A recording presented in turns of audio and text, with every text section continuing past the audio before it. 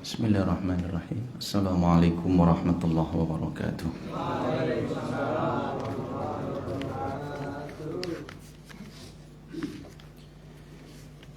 Alhamdulillah wassalatu wassalamu ala Rasulillah wa ala alihi wa sahbihi wa man tabi'ahu bi ihsanin ila yaumil qiyamah. قال الله تعالى في القرآن العظيم يا أيها الذين آمنوا اتقوا الله حق تقاته ولا تموتن إلا وأنتم مسلمون أما بعد.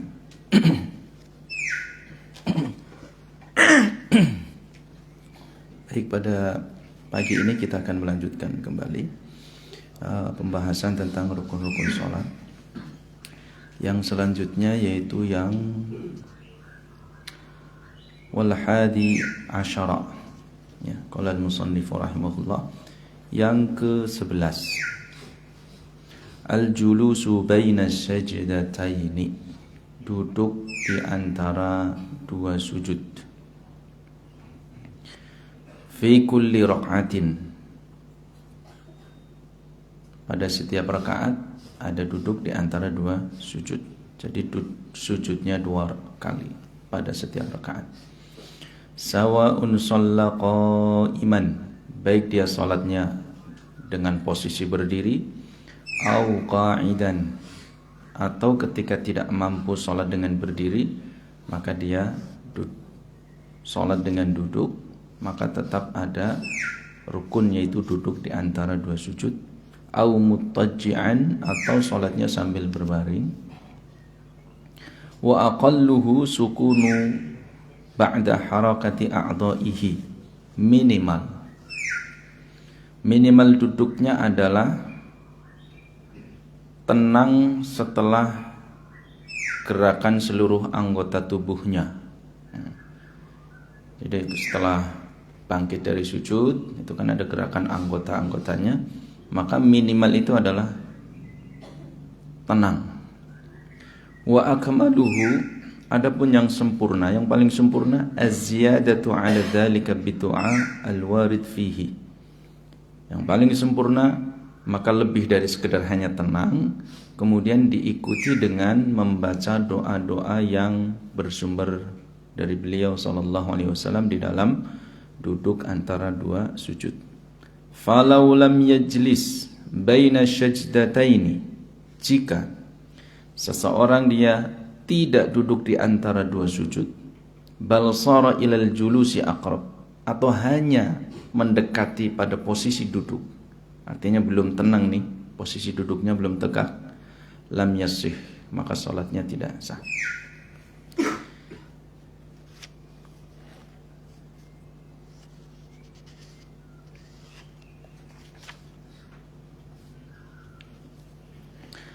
Dalilnya yaitu hadis al-musi'u salatuhu. Nah, ini kan hadis yang panjang itu yang sudah disampaikan. Di dalam hadis tersebut disebutkan bahwa Nabi SAW memberikan arahan kepada orang tersebut yang salatnya salah, "Tsummarfa' hatta tatma'inna jalisan." Nah, jadi penjelasan matan di sini, ya, ini kan penjabarannya, itu adalah istimbat, kesimpulan dari hadis al-musi'u salatuhu, hadis yang sahih, hadis riwayat Bukhari Muslim. Hadisnya disebutkan di situ, beliau sallallahu alaihi wasallam bersabda, "Tsummarfa'", kemudian bangkitlah, kemudian naiklah, rafa', hatta tatma'inna jalisan, sampai Anda itu duduk dengan tenang. Nah, jadi harus betul-betul duduk, dan duduknya itu harus memenuhi unsur tumakninah, al-itminan, tenang. Maka di sini dijelaskan tadi, barang siapa lam yajlis baina sajdataini, dia belum duduk di antara dua sujud, bal sara ilal julusi aqrab, atau duduknya enggak sempurna, hanya mendekati saja, ya, belum tegak, dia sudah kembali sujud, maka pendapat di dalam kitab ini lam yasih, salatnya tidak sah. Nah, jadi harus hati-hati. Artinya ini dalam penjabaran ini, penjelasan ini menekankan kembali pentingnya tumak-ninah. Jika tumak-ninah tidak dilakukan, tidak dikerjakan, maka konsekuensinya bisa sholatnya batal. Seperti yang dulu sempat kita sebutkan hadis seseorang yang dia sholat 70 tahun tapi dia tidak diterima sholatnya. Kenapa? Karena rukuknya tidak sempurna, sujudnya sempurna, ataupun sebaliknya sujudnya sempurna, rukuknya tidak sempurna, rukuknya sempurna, sujudnya tidak sempurna. Tsumma fa'al dzalika fi shalatika kulliha. Kemudian lakukanlah hal yang demikian juga di dalam salat Anda semuanya, salat sunnah, salat fardu, pada rakaat kedua, ketiga, keempat dan seterusnya. Jadi unsur duduk sempurna dengan tegak, kemudian memenuhi tumak-ninah di situ harus betul-betul ditunaikan. Ya, baik.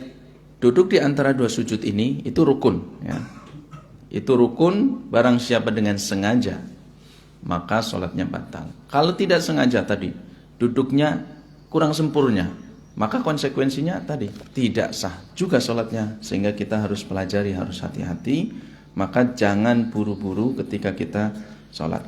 Kemudian kita lanjutkan ya, dengan membacakan beberapa hadis yang lain, menjelaskan tentang duduk di antara dua sujud. Di antaranya adalah yang pertama, hadis yang diriwayatkan di dalam kitab Bukhari dan Muslim. Kana Nabi sallallahu alaihi wasallam, adalah beliau sallallahu alaihi wasallam, yarfa'u ra'sahu minas sujudi, ketika bangkit dari sujud, mukabbiran, membaca Allahu Akbar. Nah, ini yang disebut dengan takbiratul intiqal, takbir perpindahan. Sehingga membaca takbir ini adalah pada posisi saat kita berpindah.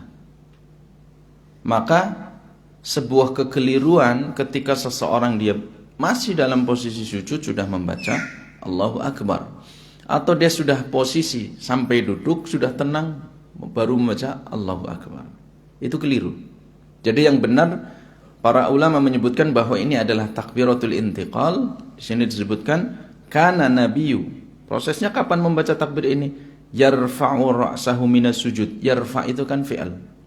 Rafa'a yarfa'u, mengangkat. Berarti pada proses perpindahan itu, ketika mengangkat kepalanya, ketika bangkit dari sujudnya, mukabbiran. Halnya apa? Kondisinya apa? Nabi membaca takbir. Jadi membaca takbirnya posisinya ketika berpindah. Nah, karena kadang ada orang yang Allahu Akbar gitu ya, baru sampai sudah duduk baru membaca Allahu Akbar, atau masih sujud membaca Allahu Akbar. Itu tidak benar. Yang benar adalah sebagaimana dalam hadis ini, rafa'a yarfa'u, berarti proses ketika proses perpindahan, mukabbiran, halnya kondisinya adalah dia dengan membaca takbir Allahu Akbar gitu. Nah, ini perlu dipahami bersama, karena beberapa ada termasuk mungkin panjenengannya suruh jadi imam misalkan di rumah atau di musola nanti, maka perhatikan, ingat-ingat membaca takbir intiqal baik dari sujud yang satu ke yang lainnya atau dari sujud misalkan ke berdiri, semuanya itu dibaca dalam keadaan al-fi'al, dalam keadaan kondisi gerakan itu perpindahan ya. Ini takbiratul intiqal. Adapun takbir yang pertama disebut takbiratul ihram, karena dengan takbir pertama itu yang tadinya boleh menjadi tidak boleh, yang tadinya halal menjadi haram ya. Makan boleh sebelum takbir, minum boleh, tapi setelah takbir maka makan minum tidak boleh. Hadis riwayat Bukhari Muslim. Jadi proses naik dari sujud ke duduk itu kita membaca takbir ya. Jadi bukan yang lainnya, bukan zikir yang lain, mukabbiran. Mau keliru gitu Pak, pas sujud mengatakan sami Allahu liman hamidah ya. Ada yang i'tidal itu membaca takbir Allahu Akbar, padahal dia dari ruku ke sujud harusnya sami Allahu liman hamidah. Nah, wa amara bidzalikal musi salati faqala, la yatimmu salatu li ahadin minan nasi hatta, ini perhatikan ya. Jadi Nabi sangat tegas sekali. La yatimmu salatu li ahadin salatun au salatan li ahadin minan nasi hatta yasjud. Tidak sempurna salat seseorang dari kalian atau dari manusia, seseorang dari manusia, dari seorang muslim hatta yasjud. Ini hadisnya panjang kan, urutan dari takbir kemudian seterusnya sampai di sini sebutkan hatta yasjud, sampai dia kemudian sujud. Tidak sempurna nih salatnya sampai dia kemudian sujud. Hatta tatma'inna mafasiluhu, sampai sendi-sendinya itu tenang. Nah, jadi ketika sujud kemarin kan yasjudna ala sab'ati a'dum, di atas 7 tulang, maka harus tenang semua. Kalau sudah tenang, thumma yaqulu Allahu akbar wa yarfa'u ra'sahu hatta yastawiya qa'idan. Setelah sujud, thumma yaqulu Allahu akbar. Kapan itu? Wa yarfa'u ra'sahu, yaitu ketika dia mengangkat kepalanya, bangkit dari sujud, hatta yastawiya qa'idan, sampai duduknya itu yastawi, lurus, tegak. Makanya tadi di matan ini disebutkan falau lam yajlis baina sajdataini bal sara ilal jurus. Kalau duduknya baru miring belum sampai duduk, tidak dianggap sebagai yajlis baina sajdataini, belum dianggap duduk di antara dua sujud. Karena dalam hadisnya dengan jelas hatta yastawiya qa'idan.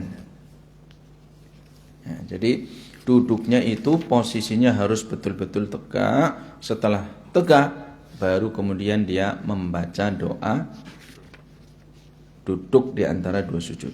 Nah, kemudian sekarang posisinya. Posisi duduk di antara dua sujud itu seperti apa? Nah, karena ini ibadah dan ibadah hukum asalnya adalah al-haram, tidak boleh dilakukan hatta ya'ti dalilun 'ala dzalik, sampai kemudian datang dalil yang menjelaskan tentang hal itu. Maka duduk di antara dua sujud itu ada dua bentuk atau ada dua dua gambaran ya, cara duduknya. Yang pertama adalah disebut dengan duduk iftiras. Ya, iftiras dari kata farasha, menghamparkan. Yaitu hadis yang diriwayatkan dari Maimunah, zaujun Nabi sallallahu alaihi wasallam, istri beliau sallallahu alaihi wasallam, annaha qalat. Nah, jadi ini penting ya.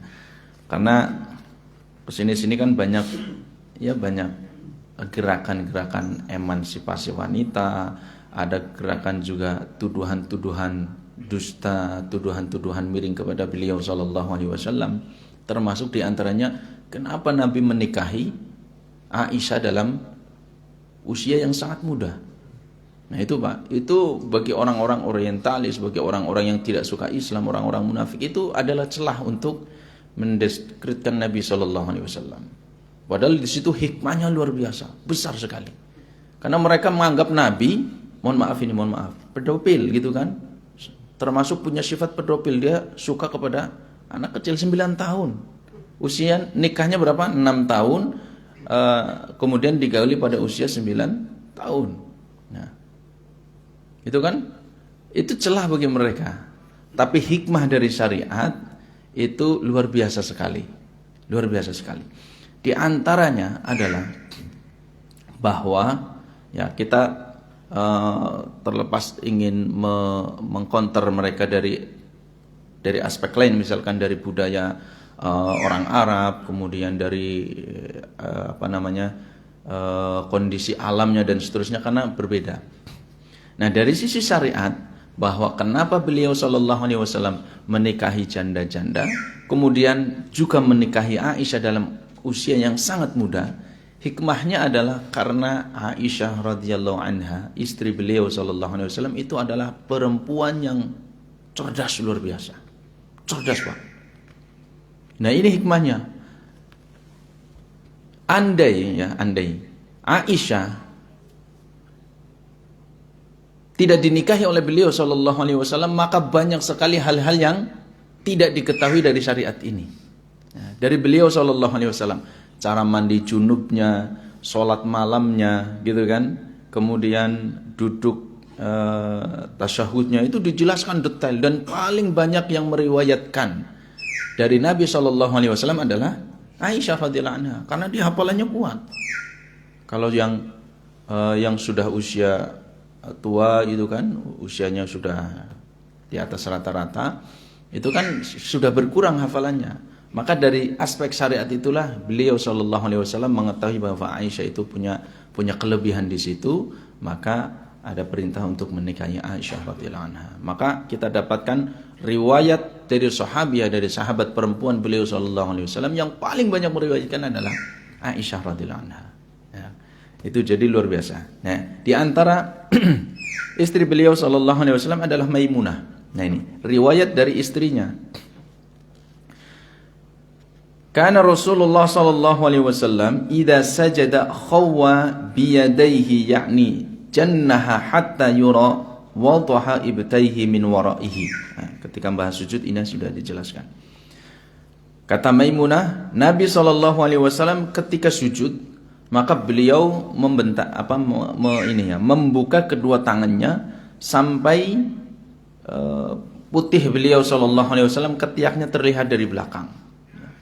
Terlihat dari belakang. Wa idza qa'ada, dan tatkala beliau duduk, ini karena konteksnya sujud tadi kan, ketika sujud beliau membentangkan ini sikunya sampai ketiaknya putih, ketiaknya terlihat. Kemudian wa idza qa'ada, dan tatkala beliau duduk dari sujudnya, itma'anna, beliau itu duduk dengan tenang, ala fakhidhil yusra, di atas paha yang kiri. Nah, di atas paha yang kiri. Itulah yang disebut dengan duduk iftirash, ya. Duduk iftirash. Jadi bagian kaki kiri yang jenengan sudah lakukan itu ya, bagian kita duduknya di bagian paha yang kiri, bertumpu kepada bagian kaki kiri, ya.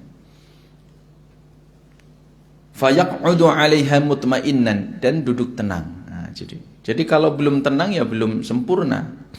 Belum sempurna. Itu namanya duduk iftirash. Kemudian jadi belum dimasukkan ke bawah kaki yang kanan. Kalau masuk ke dalam bawah kaki yang kanan itu namanya duduk tawarruk, itu untuk tasyahud akhir nanti. Jadi tatkala duduk di antara dua sujud, maka duduknya adalah duduk iftirash sebagaimana disebutkan oleh Maimunah, wa idza qa'ada itma'anna 'ala fakhidhil yusra, bertumpu pada paha yang kiri, paha yang kiri. Nah, itu iftirash. Nah, bentuk iftirashnya seperti apa? Nah, di sini disebutkan, idza sajadta famakkin li sujudika, jika engkau sujud maka tenangkan, kokohkan sujudmu. Fa idza rafa'ta faq'ud 'ala fakhidhikal yusra, jika engkau bangkit dari sujudnya maka duduklah di atas pahamu yang sebelah kiri. Wa kana yansibu rijlahul yumna, dan menegakkan kaki yang kanan. Nah, jadi yang kaki yang kanan itu ditegakkan, ya, ditegakkan belakang itu. Wa yastaqbilu bi asabi'ihal qiblata, dan jari jemari kaki yang kanan itu diarahkan ke arah kiblat. Nah, ini kan kalau ini kita berbicara idealnya. Kalau jempolnya lagi nggak sakit, nggak kuenen, nah itu harus menghadap ke arah kiblat. Tahu kuenen nggak, Pak? Cantengan apa ya? Canteng gitu ya. Biasanya yang sering ke sawah itu ya. Ya, atau yang sering cuci-cuci itu kan. Jempolnya sakit, melentung gitu. Itu kalau buat kayak gini sakit bener, Pak. Tapi kita bicara idealnya. Kalau nggak ada kendala, maka jari jemari kaki kanan diarahkan ke arah kiblat. Diarahkan ke arah kiblat. Kalau tidak mampu mengarahkan jari jemarinya, ya minimal yansibu rijlahul yumna, ditegakkan ya.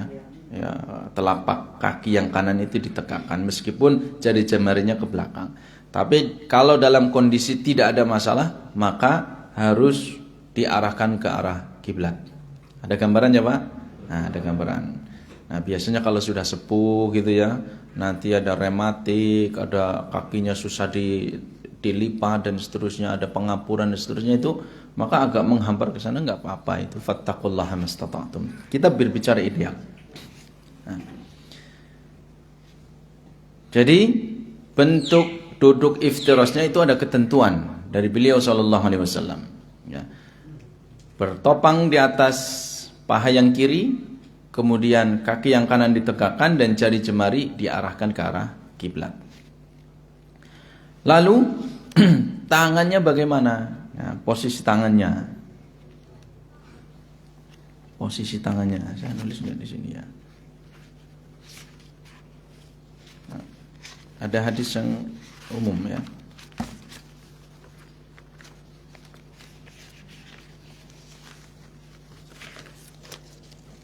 Saya tuliskan biar nggak keliru. Saya juga hafalannya nggak terlalu ini, nggak hafal pak. Banyak banget pokoknya. Kita kepriwe ngapal lagi. Nek jenengan hafal ya. Kita kasur karena 1.500.000. Kita kulkas 2 juta merek ya. Hafal ya pak. Kenapa bisa hafal? Karena setiap hari. Ini kalau kita baca setiap hari terus ya hafal. Kayak Al-Fatihah hafal banget gitu. Hadis ya kita sebutkan secara umum. Hadis riwayat Imam Muslim.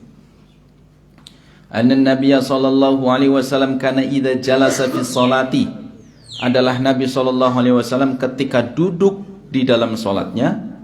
Ini termasuk duduk di antara dua sujud. Wada'a yadayhi ala rukbatayhi, meletakkan kedua tangannya di atas rukbah. Tahu rukbah? Dengkul, lutut. Nah, di atas lututnya. Nah, jadi kalau lututnya gini, megangnya agak kayak gini ya boleh, gitu ya. Pas di lutut, mohon maaf kayak gini boleh. Ala rukbatayhi.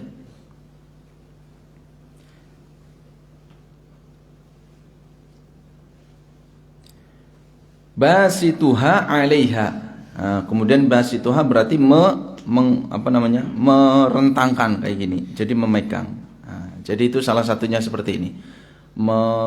Meletakkan di atas lututnya dan menggenggamnya seperti ini ya, membentangkannya ya, membentangkan jari jemarinya. Itu yang pertama. Yang kedua, disebutkan juga riwayat dari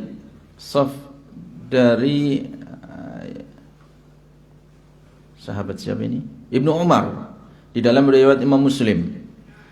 Karena idza jalasa fi sholati, adalah beliau sallallahu alaihi wasallam ketika duduk di dalam salatnya, termasuk duduk di antara dua sujud, wada'a kaffahu al-yumna ala fakhidhihi al-yumna, meletakkan telapak tangannya ala fakhidhihi al-yumna, di atas paha yang kanan. Dan mohon maaf seperti ini. Nah, meletakkannya seperti ini. Ya, meletakkan saja. Kemudian wa wada'a kaffahul yusra, dan telapak tangan yang kiri ala fakhidhil yusra, di atas paha yang kiri. Nah, jadi perbedaan antara tadi lutut dengan paha, karena lutut itu ada tempurungnya, maka di situ basituhuma seperti ini, menggenggam, membentangkan. Nah, kalau paha, karena paha itu memanjang, maka di situ hanya disebutkan meletakkan wada'a kaffahu ala fakhidhil yumna, hanya meletakkan. Jadi bukan dipegang, bukan digenggam kayak gini. Jadi kalau jenengan meletakkan di atas lutut seperti ini nggak apa-apa, seperti kita ruku, membentangkan, menggenggam. Nah, ketika jenengan itu dalam posisi duduk di antara dua sujudnya, meletakkan tangan di atas paha, maka dirapatkan seperti ini, diletakkan rapih, gitu ya Pak. Nah, di atas paha seperti ini. Jadi mohon maaf, tidak kebalikannya. Kalau pas lutut kayak gini, pas di atas paha lemes banget. Ada orang kalau sholat itu kayak lemes banget gitu Pak. Mau tasahud juga kayaknya lemes, teman gabung gitu ya. Jadi harus betul-betul semangat ya. Semangat, harus betul-betul tadi meletakkan sesuatu pada tempatnya. Ini posisi kaki sudah ya Pak. Posisi kaki yang pertama iftiras, posisi tangannya itu di atas paha seperti itu. Kalau di atas lutut bisa menggenggamnya, nggak apa-apa. Baik, itu duduk yang pertama. Duduk yang kedua, caranya adalah duduk iqa'. Nah ini, duduk iqa'. Duduk iqa'. Diriwayatkan di dalam kitab Sahih Muslim An Tawus. Tawus ini seorang tabi'in, generasi kedua, sahabat, tabi'in, tabi'ut tabi'in. Sahabat, orang yang beriman dan berjumpa dengan Nabi, mati dalam keadaan Islam. Tabi'in, orang yang berjumpa dengan sahabat, meninggal dalam keadaan Islam namun tidak pernah berjumpa dengan Nabi. Generasi yang ketiga, orang yang berjumpa dengan tabi'in tapi tidak berjumpa dengan sahabat apalagi dengan Nabi, namun meninggal dalam keadaan muslim. Nah, generasi kedua ini ada seorang ulama bernama Tawus. Kemudian dia mengatakan, "Qulna libni Abbasin fil iq'a." Alal qadamaini, aku bertanya kepada Abdullah bin Abbasin tentang hukum duduk iq'a di atas dua tumitnya. Maka kata Abdullah bin Abbas, "Hiya sunnah." Itu termasuk sunnah. Nah, sunnah di sini dalam konteks menurut ahlul hadis, yaitu ma usnida ila nabiyyi sallallahu alaihi wasallam min qaulin aw fi'lin aw sifatin aw taqririn. Apa yang dinisbatkan kepada Nabi, baik perkataan, perbuatan, sifat maupun persetujuan. Nah, jadi yang dimaksud sunnah di sini bukan dalam aspek indal fuqaha, menurut fuqaha. Ada wajib, ada sunnah, ada haram, ada makruh, ada mubah, bukan itu, ya. Tapi dari menurut ahlu hadis bahwa ini sunnah, artinya sesuatu yang bersumber dari Nabi, dilakukan oleh Nabi, dilihat oleh sahabat, namun sahabat meriwayatkan hanya takrir saja. Saya melihat Nabi, saya menyaksikan Nabi melakukan demikian. Maka di sini Abdullah bin Umar mengatakan hiya sunnah, itu adalah sunnah, petunjuk dari beliau sallallahu alaihi wasallam. Kemudian kata Tawus, faqulna inna lanarahu jafaa birrajul, ya, jafaan birrajul. Aku ngelihatnya kok aneh gitu loh. Orang duduknya seperti itu aneh. Ini tabi'in sudah mengatakan demikian. Orang duduk di antara dua sujud, tapi duduknya pakai duduk iq'a. Duduk iq'a itu seperti apa? Yaitu duduk sebagaimana kata Abdullah bin Umar, an yad'a atrafa rijlaihi 'alal ardi. Yaitu meletakkan ujung, ya, atau jari jemari kakinya di atas tanah, keduanya, ya, rijlaihi keduanya, wa yad'a ilyatahu ala aqibihi, dan meletakkan, mohon maaf, kedua pantatnya itu di atas tumitnya, wa yad'u rukbatayhi alal ardi, dan lututnya di atas tanah atau lantai. Ya, ada gambaran nggak Pak duduk iq'a tersebut? Bok, ada yang belum? Nah, bisa dicontohkan Mas Indra atau yang lain? Mas Indra menghadap ke sini. Nah, kayak gitu, ya. Dirapatkan kaki ke kaki, ujung kaki ke depan. Tadi kan meletakkan ujung kedua kaki di atas lantai, kemudian bokongnya itu, pantatnya diletakkan di atas tumitnya, wa yad'u rukbatayhi 'alal ardi, dan lututnya diletakkan di tanah atau lantai seperti ini. Ini namanya iq'a, salah satu jenis duduk di antara dua sujud, gitu ya. Syukran. Ada namanya syukron. Mau maju nih. Yang mana? Alhamdulillah. Afan ada Afan? Afan? Enggak ada. Ya, sudah nikah ya syukron? Ya. Duwe anak jenenge Afwan. Syukron Afwan. Itu duduk di antara dua sujud. Nah, kemudian kata Tawus itu, aku lihat aneh itu. Duduk di antara dua sujud seperti itu aneh. Maka Ibnu Abbas menegaskan kembali, bal hiya sunnatu nabiyyika. Itulah sunnah, petunjuk dari beliau Nabi kalian sallallahu alaihi wasallam. Itu duduk iq'a, ya.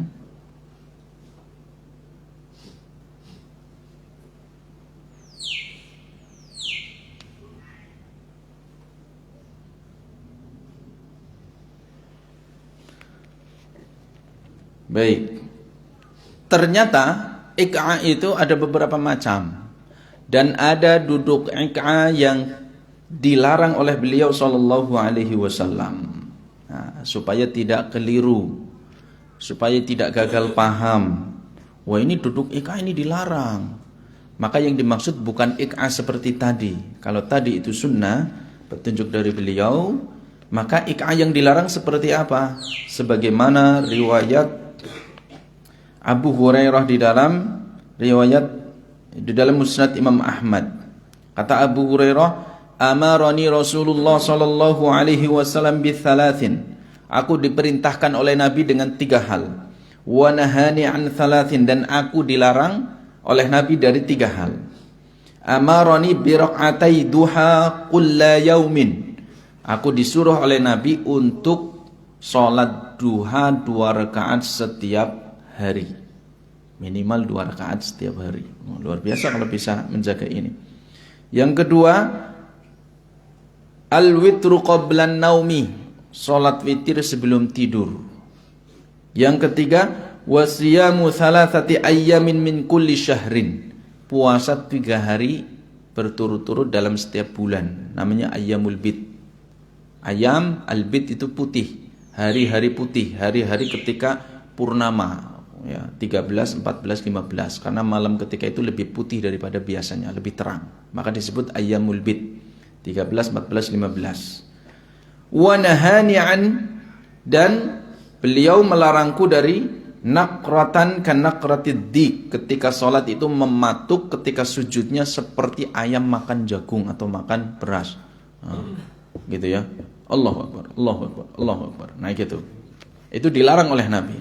Naqratan kan naqratid dik. Wa iqa'in ka iqa'il kalbi. Kemudian duduk iq'a sebagaimana, mohon maaf, hewan anjing. Iq'a, duduknya hewan anjing.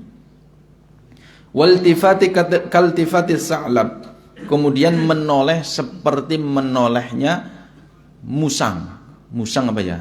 Garangan musang ya Pak? Ya, garangan. Itu kalau noleh kan cepet banget. Gitu ya. Gitu. Jadi lagi sholat, ya gitu ya. Jamnya anyar kok, cincinnya anyar kok, ya. Bojone anyar kok. Ora kelihatan bojone anyar. Gitu ya. Jadi nengok itu nggak boleh di dalam sholat. Nggak boleh, meskipun setitik kok, cepet, enggak boleh, tetap enggak boleh. Itu.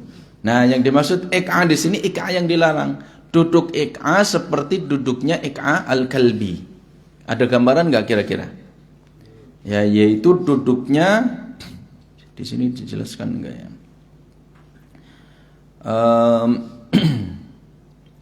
Yaitu dengan menegakkan betisnya, kemudian meletakkan al-ulyatahu atau ilyataihi alal ardi, dan dia meletakkan tangan alal ardi. Nah, kira-kira gimana ini? Bisa jelaskan Mas Indra? Jadi talent jenengan ya. Coba sekarang jenengan duduknya kayak duduk ikhtiba. Masih bisa ikhtiba kayak gini. Ini mohon maaf ya Pak. Duduk ikhtiba kayak gini. Nabi SAW naha anil habwati yaumal jum'ati idza khatabal imam. Nabi melarang duduk ikhtiba seperti ini ketika imam sedang khutbah Jumat. Nah kayak gini. Pernah Pak kayak gitu? Sering. Masih sering. Itu dilarang ya.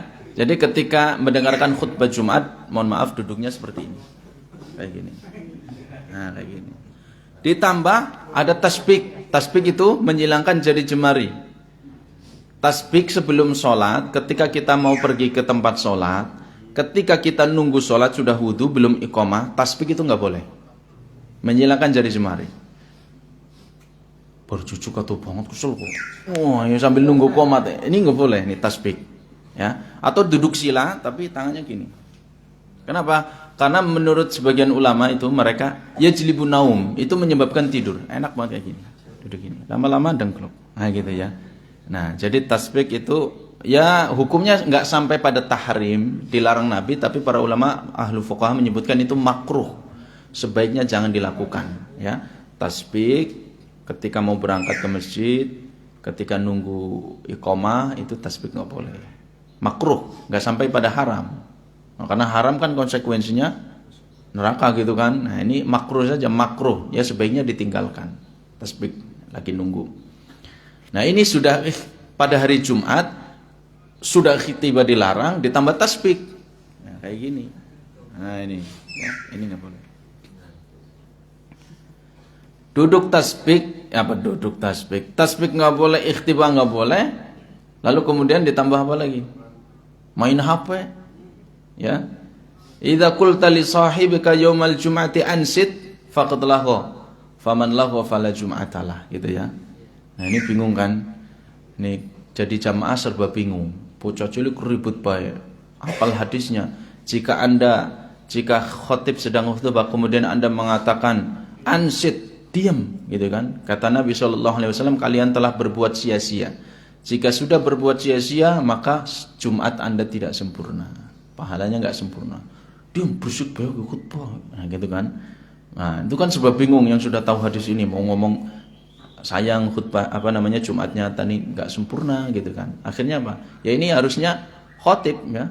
Jadi khatibnya yang harus negur, gitu kan? Kalau ada anak-anak berisik ngomong aja, anak-anak jangan berisik, yang berisik di luar aja, gitu. Nah, gitu. Tadi ya tentang ini ikhtiba tadi Mas, monggo. Ikhtiba jangan miring ke sana. Mohon maaf ya. Nanti kalau dapat snack 2 ya Pak tampil. Ikhtiba tadi, duduk ikhtiba seperti ini.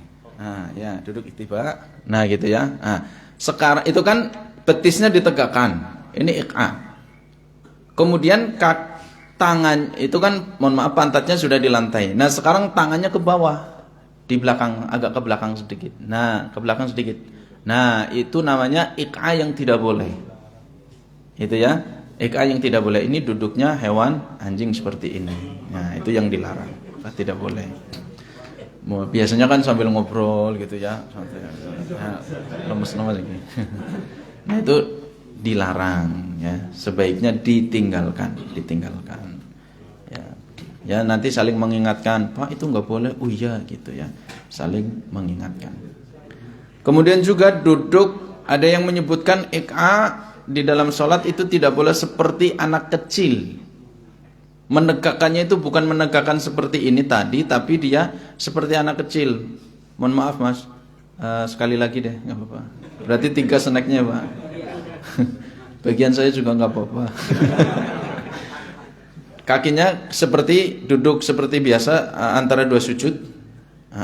Nah, ya seperti itu biasa iftiras. Nah sekarang dibentangkan semua kakinya.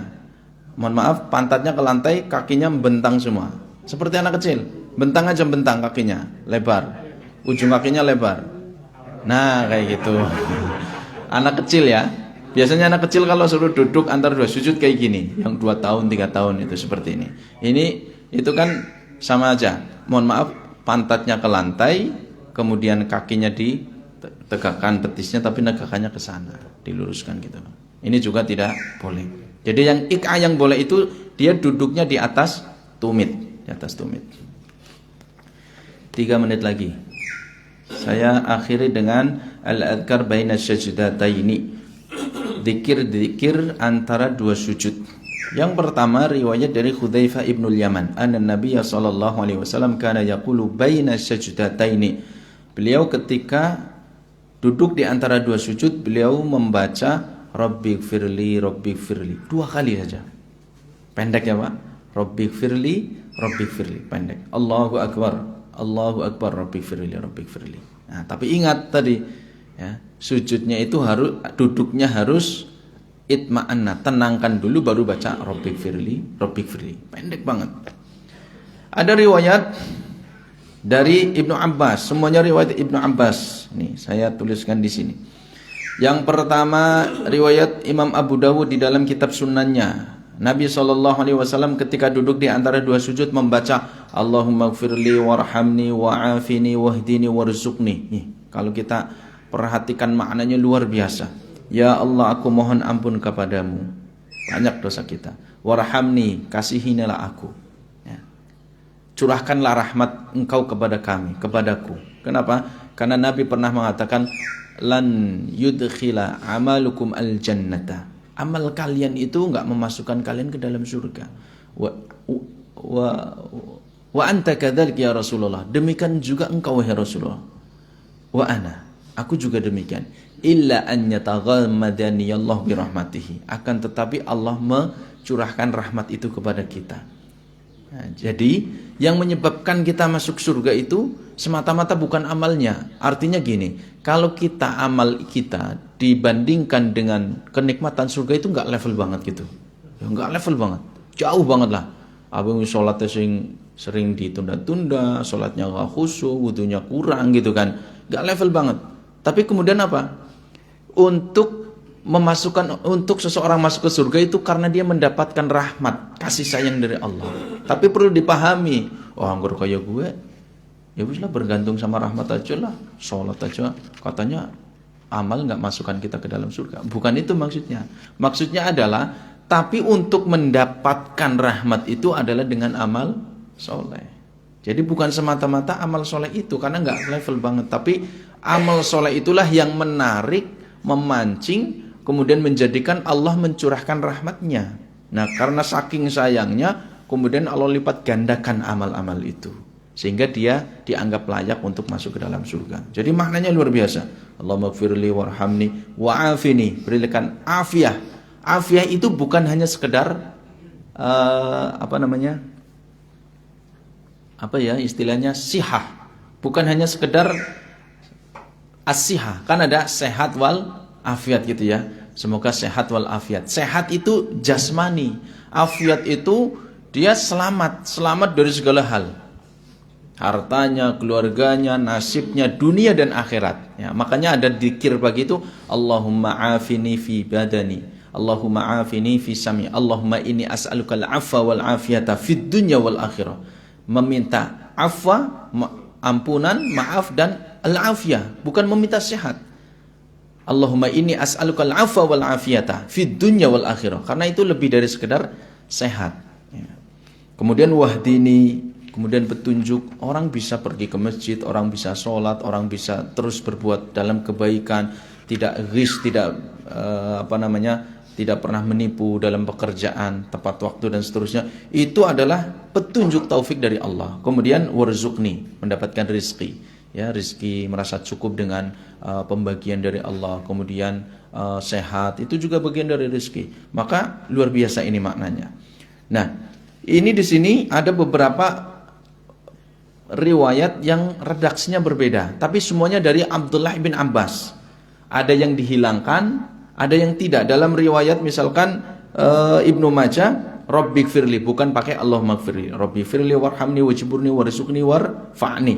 Di sini tidak ada wahdininya dan seterusnya. Kemudian dari riwayat Imam At-Tirmidzi, di situ disebutkan Allahumma gfirli warhamni, saya agak cepat. Allahumma gfirli warhamni wajburni. Wajiburni, ada tambahan wajiburni. Wajiburni itu ditutupi ya, kekurangan kita, kesalahan kita. Bayangkan, kita sebenarnya banyak sekali berbuat keliru, Pak. Berbanyak salah dalam kesendirian, dalam ramai gitu kan. Tapi Allah tutupi itu. Itu dalam doa kita, wajiburni, tutupi itu kekurangan kita, kesalahan kita.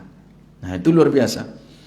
Nah, kemudian dalam Musnad Imam Ahmad juga disebutkan Rabbighfirli warhamni wajiburni warfa'ni warzuqni wahdini. Nah, intinya di sini bahwa taqdimu ba'duha ala ba'din la haraja fihi. Ya, mau kok bolak-balik enggak apa-apa. Ya, saya hafalnya kok kok jenengan beda. Allahumma gfirli warhamni wajiburni wahdini wa'afini warfa'ni warzuqni. Saya enggak kayak gitu. Saya wahdininya agak awal. Enggak apa-apa. Kok bolak-balik enggak apa-apa, karena semuanya riwayat dari Abdullah bin Abbas. Kemudian wal ityanu bihadza dzikr taratan wa hadza taratan. Fahasan. Kalau Anda misalkan saya ingin riwayat yang dari Abdullah bin Abbas, itu yang paling saya hafal. Padahal di situ tidak ada wajiburninya, nggak apa-apa. Nah, saya hafalnya itu juga boleh. Kalau bisa hafal semua, satu kali duduk di antara dua sujud baca riwayat yang dari Ibnu Abbas dalam Abu Dawud, yang ini dalam riwayat Ibnu Majah, itu juga fahasan, itu baik. Wal jama'u bainahuma hasan aidun la haraja fi. Anda digabungkan. Oh, yang ini tidak ada wahdinina, yang ini tidak ada warzuqni, yang ini tidak ada warfa'ninya. Kemudian digabungkan. Allahumma gfirli warhamni wajiburni wahdini wa'afini warfa'ni warzuqni wahdini misalkan. Digabungkan semua riwayat itu, maka itu la haraja fahasan. Karena apa? Semua riwayat dari Ibnu Abbas, dari satu sahabat Nabi Shallallahu Alaihi Wasallam. Nah, jika jenengan itu mengambil, saya yang pendek aja lah, yang gampang, Rabbighfirli, itu pendek 2 kali gitu kan. Maka ingat satu hadis dari Nabi Shallallahu Alaihi Wasallam bahwa diriwayatkan dari sahabat Al-Barra ibn Azib, karena sujudun Nabi sallallahu alaihi wasallam, sujud Nabi sallallahu alaihi wasallam, wa ruku'uhu, ketika rukuknya juga, wa qu'uduhu bainas sajdataini, dan duduk di antara dua sujud, qariban minas sawa, semuanya hampir sama. Gitu nggih Pak? Jadi kalau sujudnya 3 menit, ya duduk antara dua sujud 3 menit. Lalu apa yang dibaca? Ya Rabbighfirli, artinya ketentuan di situ boleh lebih dari 2 kali. Rabbighfirli. Boleh, ya. Karena ada petunjuk bahwa sujud, ruku, kemudian duduk antara dua sujudnya qariban minas sama, rentangnya hampir sama. 1 menit ya 1 menit, 2 menit 2 menit. Artinya boleh ada tambahan di situ. Hadza wallahu a'lam. Demikian, mudah-mudahan bisa dipahami, ya. Jangan lupa Mas Hendra 3 loh. Ya, tadi udah jadi talent. Demikian kurang lebihnya mohon maaf, mudah-mudahan bisa dipahami dan kita memohon kepada Allah agar Allah senantiasa memberikan taufik kepada kita agar kita bisa mengamalkan dari setiap apa yang kita belajar. Aqulu qauli hadza subhanakallahumma wa bihamdika asyhadu an la ilaha illa anta astaghfiruka wa atubu ilaik. Assalamualaikum warahmatullahi wabarakatuh.